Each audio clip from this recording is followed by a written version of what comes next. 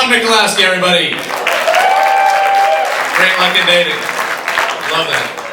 Order some mustard for a turkey sandwich. Your date looks at you and says, "Tell me about your mother." Father of psychoanalysis. You guys ready? We got one more comic before our special guest. Two more comics before our special guest. I lied. It'll never happen again. Promise. I'm lying again. All right, next comic coming to the stage. I've had the pleasure of working with several times here at Levity Live. Very funny guy, straight out of Mexico, Mr. Miguel Sanchez.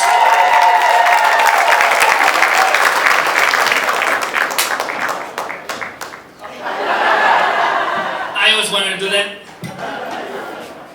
Thank you very much. This is a special night because food needs to be served and I have nothing to do with it.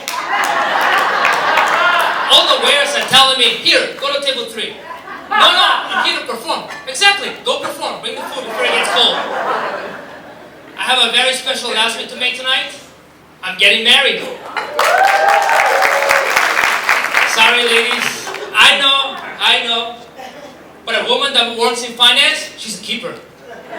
I don't care about anything else. People keep telling me, well, what about love? What about love and care? You know what happens with people that marry out of love? They get divorced after 2 years. Anybody here divorced? I guess I picked the wrong night. I should have come here on a Saturday. They're probably home trying to work it out with their husbands. But tonight here is a very special gentleman. His name is Hal Ross. He's my boss. Please come around, please. He could have been here anywhere else. He could have been at his office counting his money. He could have been at $4 million right now. Actually, I think he's counting his money right now, right under the table. And when he heard my name, he went, "Yeah, Miguel, I know him. All right. You want to hear Mexican jokes or Jewish jokes? I guess that's the answer. Well, I don't want to tell Jewish jokes. Tonight we got the JCC with us tonight. The JCC staff, please stop it up. Has anybody heard of the JCC? That's why they don't have members. They need members and we need customers. I don't want to see that place being turned into a factory.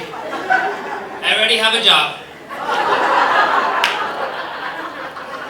But after 10 years we work in the house. I'm 25, so he hired me at 15. That was probably illegal.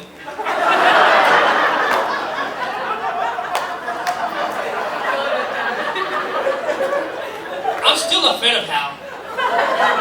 Because when I see him come in, I find something to do. Even if there's nothing to do. You ever have a job like that? Where there's nothing to do, but as soon as you see the boss, you start doing something? Even if it's just noise?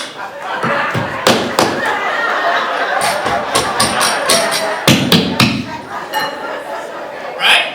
I bet you have that, right? Target, Walmart? No? More or less? But now that I know Hal, I also know his friends, and his friends are rich. And every time I go to their houses, I find out how poor I am. I walk into their houses and go, "Damn, how many families live in this house?" And they say to me, "No, Miguel, it's just me and, it's just Janice and Craig.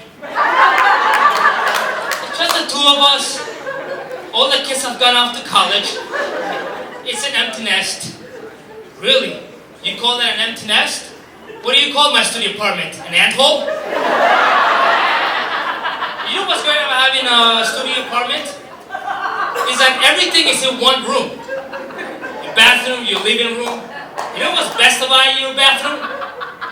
That the toilet and the sink is right next to each other. And sometimes it's just one hole, used for both purposes, it doesn't matter. Yeah, I know, man. Especially, you know what's the best? When you go drinking, right? And it's 3 o'clock in the morning and you need to sit down and throw up at the same time.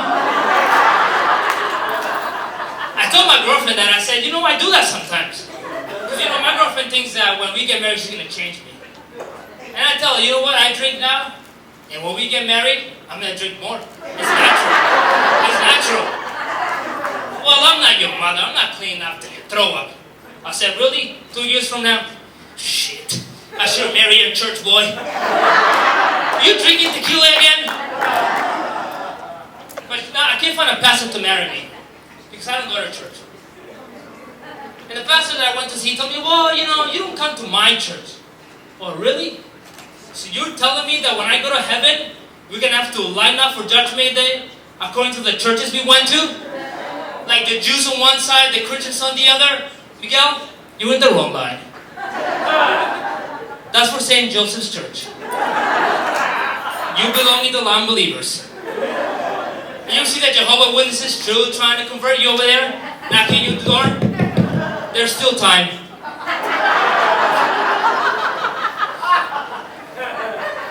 you guys have a good Memorial Day? You guys do anything? Ma'am, did you barbecue? You did? Anything good? Good. You don't seem too happy that I asked you that question. Well, I worked. I mean, that's really not a surprise. But unlike any other Memorial Day, I worked at this place called West Point. Have you guys heard of West Point? Is that like a big deal around here? I just thought that was west of Stony Point. No one told me it was a special place. It's not when you cross the border, they give you this handbook and they tell you, hey look, this is all the places you should know about. And West Point is one of them. So I'm driving up, and I finally hit West Point, and I don't know where it is. I just get there, and my GPS goes, you have arrived at your destination. But there's nothing going on. There's nothing in there. All I see is one big white guy with a big gun and a gate. And for Mexican, when you see a white guy with a big gun, there's trouble coming up. But I had big balls. I said, I have a job to do. I gotta get through. Now, he had this mean look on his face, all serious. He looked like he just came back from beating up his wife. So I move up to there. I say, excuse me, Mr. Park Ranger. Do you know where's Stony Point? And all he said was, now, he had this serious face, like that's a job that a Mexican can't do. Because soldiers can stand there with a serious face, it could be snowing, it could be raining, they're serious. A hot girl can pass by and he'd be serious like this. A Mexican sees a hot girl and they go, we don't care where we are. You ever get the ladies? That uncomfortable look? Yeah, no? You ever been to Spring Valley? So I asked the guy, where is Stony Point? And he said to me, all he said to me was, driver's license, please. Oh, shit. Now, for all of you, that's a simple question. They ask you for your driver's license, and you provide it. For us, it's going to be a 30-minute meeting. Because we'll never tell you we don't have a driver's license. We'll just give you all the reasons why we don't have a driver's license. Well, you know, I called my attorney, and my attorney didn't call me back, and I owe him $300, and he told me that, and and he said to me, well, if you don't like it, you can go back to your country. I said, you know what, maybe I will.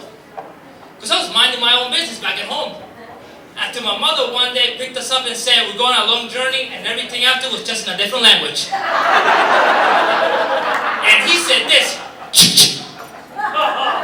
And I went, God bless America, my home. Then I forgot the words. Summer. Thank you very much. My name is Miguel Sanchez.